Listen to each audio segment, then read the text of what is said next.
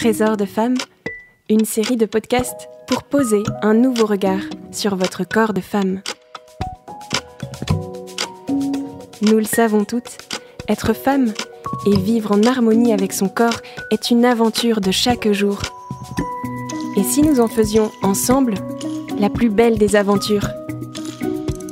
C'est ce que propose Cécile de Villancourt, qui s'est spécialisée dans le cycle féminin après ses études de sage-femme. Elle vient de signer son premier livre, Trésor de femme, aux éditions MAM. On y retrouve toutes ses compétences en fertilité, en sexualité et en psychologie positive. En face de Cécile dans ce podcast, Camille des éditions MAM, pour un entretien de femme à femme.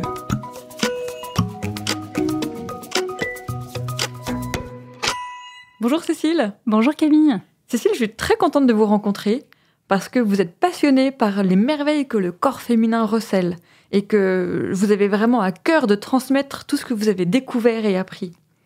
Je vais rappeler rapidement votre parcours. Vous avez fait des études de sage-femme, vous avez un master en fertilité et en sexualité, vous vous formez à l'accompagnement, à l'accouchement et à la parentalité, vous animez des formations sur le cycle féminin. Du coup, j'ai envie de vous demander, mais d'où vous vient cette passion pour le corps féminin ? Alors, j'ai vécu des soucis gynécologiques à l'âge de 12 ans. Et à partir de là, j'ai eu envie de comprendre, de connaître comment fonctionnait le corps féminin. J'ai découvert des choses incroyables.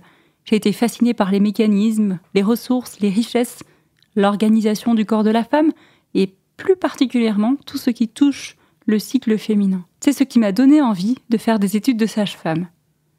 Et puis surtout, j'ai été marquée par le fait que toutes ces choses que j'avais découvertes, peu de gens en parlaient autour de moi. C'est un peu étonnant de vous entendre parler de ressources, de richesses concernant le corps de la femme, parce qu'en général, il est plus souvent associé à des contraintes, avec les règles qui reviennent tous les mois, avec leurs sautes d'humeur, avec les douleurs, la grossesse, l'accouchement qui peut faire peur, la ménopause qu'on redoute. Oui, à toutes les étapes de sa vie, une femme peut redouter ce qui l'attend, mais je suis persuadée qu'en comprenant ce qui se passe dans notre corps, on peut mieux vivre toutes ces étapes et même en tirer beaucoup de force, d'énergie et de choses positives.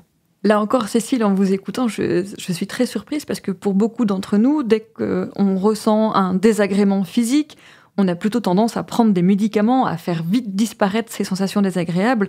Et on va pas se dire « j'ai des règles douloureuses, chouette, je vais avoir plein de force, plein d'énergie ». Exactement, mais ce qu'il faut bien comprendre, c'est que notre corps et notre mental sont vraiment liés et sont indissociables. Donc, quand l'un expérimente quelque chose, ça a des conséquences sur l'autre. Par exemple, une femme qui subit un choc émotionnel peut voir son cycle se décaler. À l'inverse, si une femme rencontre un déséquilibre hormonal, cela peut avoir une influence sur son humeur, son énergie. Certaines de ces douleurs, de ces sensations physiques, ces manifestations nous disent peut-être quelque chose de nous. Ce sont peut-être des signaux que notre corps nous envoie. À nous de les faire parler. Oui, en fait, c'est comme quand on se réveille un matin et qu'on a mal au dos et qu'on ne comprend pas pourquoi. Et quand on relit la journée de la veille ou les journées précédentes, on se rend compte qu'on a eu une difficulté, quelque chose qui nous énervait, qui nous a ennuyés. Et en fait, on se rend compte qu'on en a plein le dos, comme le dit l'expression consacrée. Exactement. D'ailleurs, le mot maladie pourrait être compris comme le mal a dit. Il peut donc être intéressant d'essayer de prendre d'abord un temps pour écouter et comprendre ses sensations. Et une fois que notre corps a délivré son message et que le mental l'a entendu et compris, le signal diminue. Et il est temps de créer les changements adaptés pour retrouver un nouvel équilibre. Par la suite, le message peut même disparaître complètement. Alors Cécile, si on veut comprendre son corps, pour moins le subir ou pour moins subir ses tracas, pour mieux prendre soin de nous et pour aller vers une toujours plus grande unité de la personne, par quoi on commence ? On peut déjà commencer par prendre conscience de notre corps, donc se poser, fermer les yeux, ressentir, écouter, peut-être toucher, en tout cas prendre conscience de son corps par la respiration par exemple. Rien de plus naturel, mais finalement rien de plus vital que la respiration. Et quand on y pense, on vient symboliquement au monde en prenant une inspiration et on va quitter ce monde en rendant un dernier souffle.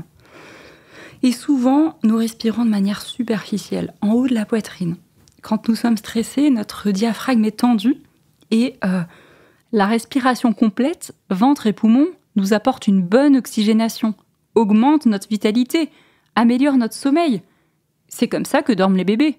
Et c'est vrai que là encore, j'ai l'impression d'entendre plein d'amis qui me disent « Ah là, j'ai pas le temps de souffler ». Et oui, on sent bien que c'est quelque chose qui nous manque, qui nous pèse. Le fait de s'arrêter, de reprendre son souffle, c'est vraiment une discipline, presque une habitude à prendre. Alors on peut par exemple travailler sa cohérence cardiaque. Alors qu'est-ce que c'est la cohérence cardiaque, Cécile ? La cohérence cardiaque, c'est une technique assez simple, accessible à tous, qui permet de maîtriser sa respiration pour calmer le stress et l'anxiété. Et c'est un outil incontournable pour ralentir notre rythme cardiaque. Ce rythme cardiaque, il a tendance à s'emballer au moindre bouleversement émotionnel. Et du coup, en agissant ainsi sur son cœur, il est possible de gérer son état émotionnel et d'améliorer son bien-être physique et psychique. Cela consiste à respirer pendant 5 secondes à l'inspiration et à expirer pendant 5 secondes. Et ça, on peut faire ça 5 minutes, 3 fois par jour.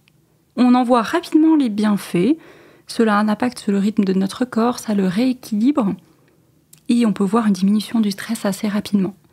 Il y a des outils assez simples, comme une application gratuite sur nos portables qu'on peut télécharger qui s'appelle Respire Relax. Et on suit une boule qui monte à l'inspiration et une boule qui descend à l'expiration. Ce sont des outils simples qu'on peut utiliser dans le bus, dans le métro, au bureau. Personne ne s'aperçoit de ce qu'on fait. Ah oui, c'est pratique. Bon, alors du coup, on va respirer. Les femmes à qui vous conseillez ce genre d'exercice, qu'est-ce qu'elles vous disent de ce qu'elles ressentent ou de ce qu'elles en tirent ? En fait, quand on commence à écouter son corps, on a un sentiment agréable de joie, de paix.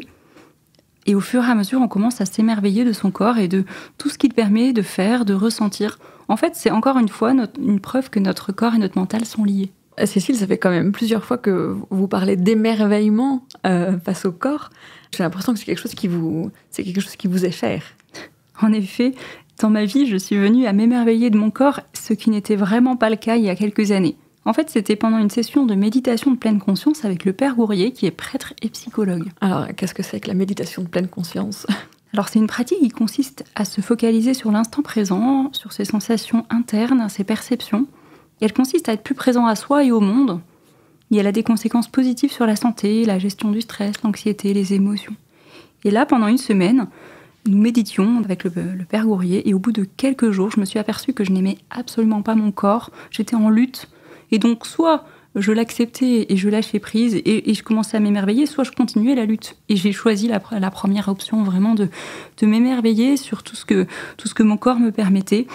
Pour moi, il y a vraiment eu un avant et un après. Même mes amis, mes proches ont remarqué par la suite qu'il y a eu un vrai changement en moi. Et qu'est-ce qui vous émerveille particulièrement dans le corps de la femme ?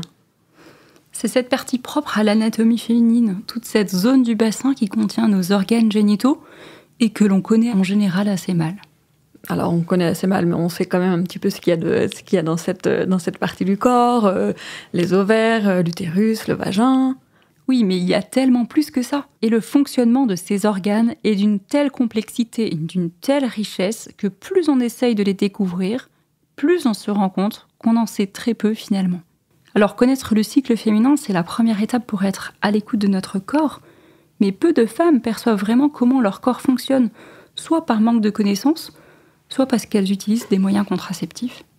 Et alors, comment faire pour mieux comprendre et mieux connaître cette partie de notre corps ? Il y a 2 types de compréhension. Une compréhension intellectuelle, on se forme, on lit des articles, on participe à des ateliers cycle chaud par exemple pour les adolescentes. On se forme à une méthode d'observation du cycle, ou alors en famille, on a eu une transmission. Et il y a une compréhension intérieure. Écouter tout ce qui se passe dans notre corps au fur et à mesure des cycles, notamment cette alternance entre les périodes fertiles et infertiles, en se mettant à l'écoute des signes que le cycle peut nous envoyer. Ces 2 types de compréhension sont utiles et permettent d'avancer dans le chemin de la connaissance de soi. D'accord, mais quand vous parlez d'alternance de périodes fertiles et infertiles, est-ce que ça veut dire que ça concerne que les femmes qui sont dans une optique de maternité ? Non, pas seulement. Si les règles peuvent paraître inutiles pour certaines femmes, il peut être très utile de bien connaître leur cycle pour organiser leur vie en fonction de ce cycle, en fonction aussi de toutes les émotions qui se succèdent, de l'énergie que l'on a au fur et à mesure du cycle, que ce soit dans l'ouverture, dans l'accueil, peut-être dans la fatigue, une émotivité plus importante, écouter les douleurs aussi. Ce sont autant de contraintes qu'il vaut mieux apprendre à comprendre pour vivre sereinement avec. Et c'est ce qui nous permet au final d'être pleinement femme. D'accord, donc être pleinement femme, c'est un enjeu. Est-ce qu'il y a d'autres enjeux derrière tout ça ? L'enjeu, c'est de se réapproprier notre corps, de disposer de connaissances nécessaires pour faire des choix libres et éclairés qui respectent notre corps. Il n'est pas question ici de culpabiliser ou de juger, mais c'est un véritable changement de paradigme qui est à opérer dans ce domaine. Et alors, pour finir, qu'est-ce que vous souhaitez aux femmes qui nous écoutent ? Je leur souhaite de vraiment mieux comprendre leur corps, d'en faire un allié pour toute leur vie. Habiter pleinement notre corps suppose de le connaître de l'intérieur, comprendre son fonctionnement intime, développer cette conscience du ressenti. Et c'est vraiment un outil qui peut nous servir tout au long de notre vie de femme, de la puberté à la ménopause. Alors je souhaite à toutes les femmes qui nous écoutent d'embarquer sur ce chemin avec patience, bienveillance, et peut-être qu'elles découvriront de vrais trésors. Eh bien, bon chemin à toutes et merci Cécile. Merci Camille. Si vous avez aimé cet épisode, n'hésitez pas à le liker, à le commenter, à le relayer et à écouter les autres épisodes de la série. Vous pouvez retrouver le livre de Cécile de Villancourt, Trésor de femmes, en librairie et sur le site mamedition.com. Merci à toutes pour votre écoute. Trésor de femmes, une série de podcasts imaginés et réalisés par les éditions MAM.